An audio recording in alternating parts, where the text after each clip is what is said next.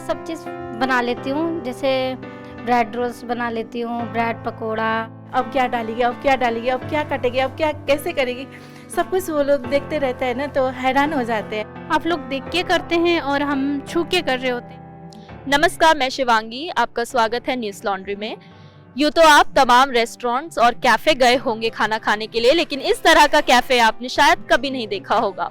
इस समय मैं खड़ी हूँ हौस खास के ब्लाइंड बेक कैफ़े के बाहर। ये कैफ़े पूरी तरह से नेत्रहीन महिलाओं द्वारा चलाया जाता है।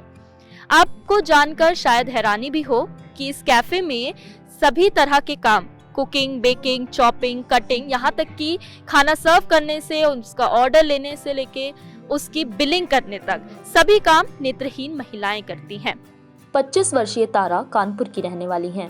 उन्हें कुकिंग करने का शौक था। जब वह NAB India centre for blind women and disability studies आई तो उन्होंने कुकिंग सीखने को कहा।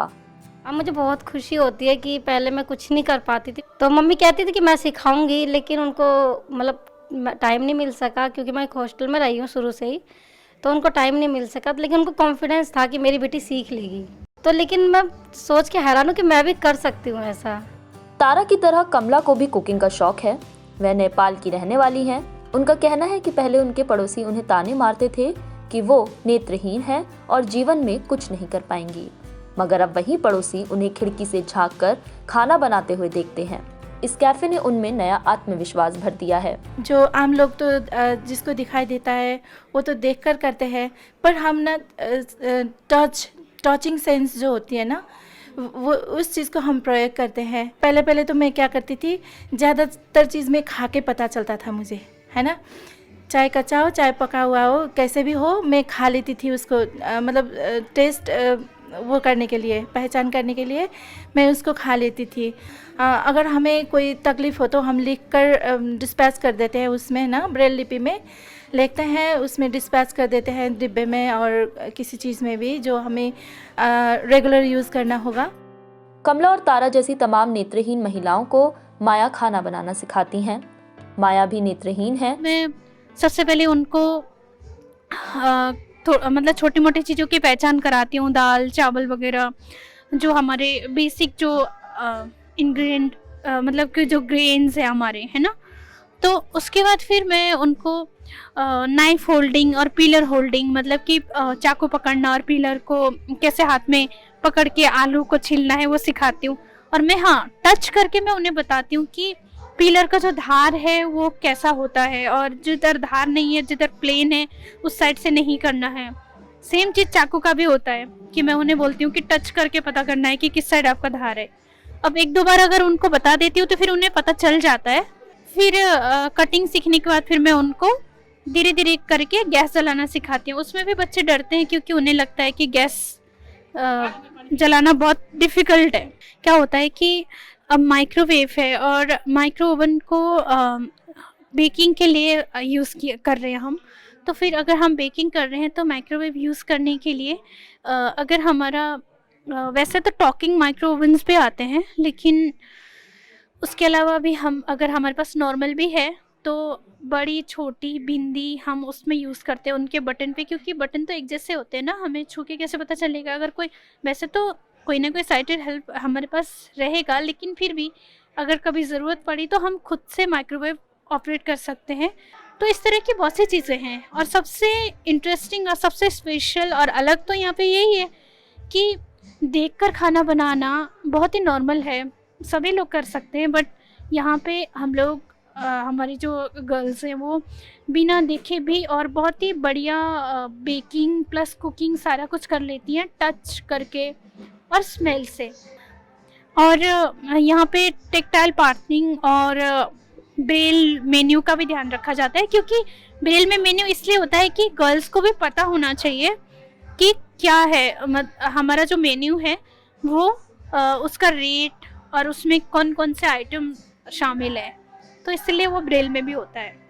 माया का कहना है कि लोगों को ये जानकर हैरानी होती है कि नेत्रहीन महिलाएं खाना बनाती हैं, और यही इस कैफे की खास बात है जो आम जनता को कैफे की तरफ आकर्षित करती है। बट ये कैफ़े खुल गया है तो फिर कैफ़े में बहुत सारे कस्टमर आते हैं पता चलने, वो भी तब जबकि उन्हें ये पता चल जाए कि स्पेशली ब्लाइंड गर्ल्स यहाँ पे काम कर रही हैं, तो फिर बहुत सारे लोगों में अवेयरनेस फैल जाती है और ब्लाइंड लड़कियों में कॉन्फिडेंस लेवल भी बहुत बढ़ता है। शालिनी खन्ना सोढ़ी ने इस कैफे की नींव रखी। वो nap India centre for blind women and disability studies की संस्थापक और निदेशक भी हैं। उन्होंने इस कैफे को खोलने के पीछे की वजह बताई। जहाँ ब्लाइंड लड़कों को माँ बाप फिर भी जाने देते हैं, जाके हॉस्टल्स में रह लीजिए, शिक्षा ले लीजिए, लेकिन ब्लाइंड लड़कियों को नहीं बाहर निकलने देते क्योंकि उन्हें डर लगता है कि बाहर तो हालात अच्छे नहीं हैं। ऑल्सो ब्लाइंड लड़कों के लिए रेजिडेंशियल स्कूल्स बहुत थे, लेकिन लड़कियों के लिए बहुत कम थे। स्कूल कर भी लिया लड़की ने अगर रेजिडेंशियल स्कूल में रह के, तो फिर वो वापस घर चली जाती है स्कूल के बाद कि अब मैं क्या करूँगी। और हमारे देश में, इस दुनिया में सबसे ज़्यादा ब्लाइंड लड़कियाँ हैं, मिलियंस क्रॉस करती हैं। तो मुझे लगा कि जब ये सेंटर शुरू किया, ये सबसे पहला थॉट था कि और कुछ सीखें ना सीखें, अपना खाना बनाना तो ज़रूर आना चाहिए। और इसलिए हर लड़की जो यहाँ पे ट्रेनिंग के लिए आती है, उसे हर रोज़ 45 मिनट एटलीस्ट किचन की एक ट्रेनिंग में देने ही देने हैं। तो बहुत सारी लड़कियाँ ये फील करती थी कि अब खाना बनाने पे तो मुझे बाहर नौकरी पे मत भेजिए, पर मुझे एक एंटरप्राइज सिखा दीजिए, मैं अपने घर जाके एक छोटी सी दुकान खोल सकूँ। तो हमारी अभी जो मेन शेफ़ है कमला, वो बाहर कैफ़े में ही हैं, वो नेपाल से आई हैं। उन्होंने ये सुना था कि ये यहाँ लोग सिखाते हैं तो उन्होंने हमें आके बोला मुझे ये सिखा दीजिए, मुझे नेपाल में वापस जाके कैंटीन खोलनी है, कैफ़े खोल लूँगी। तो that's when the thought came कि किसी लड़की में ये करेज थी। फिर हमने एक इनर कैंटीन खोली अपने यहाँ स्टाफ को केटर करने की, और अब 1-1.5 साल बाद जब हमें लगा that they are ready now to cater to people, so we felt this an exposure which they must get, और बाहर कोई कैफ़े उन्हें नौकरी देने को तैयार नहीं था। ब्लाइंड बेक कैफे ने इन नेत्रहीन महिलाओं में एक नई उम्मीद भर दी है कि वे बिना किसी के सहारे अपने पैरों पर खड़ी हो सकती हैं। तो बोलते थे ये लोग ये आगे जाके क्या कर सकती है, ब्लाइंड है, इसका कोई भविष्य नहीं है, इसका कोई ठिकाना नहीं है, ये क्यों जी रही है, ऐसे ऐसे कुछ बोलते थे। तो आजकल तो ऐसा कुछ नहीं। मुझे बहुत अच्छा लगता है मैम, बहुत ही अच्छा लगता है।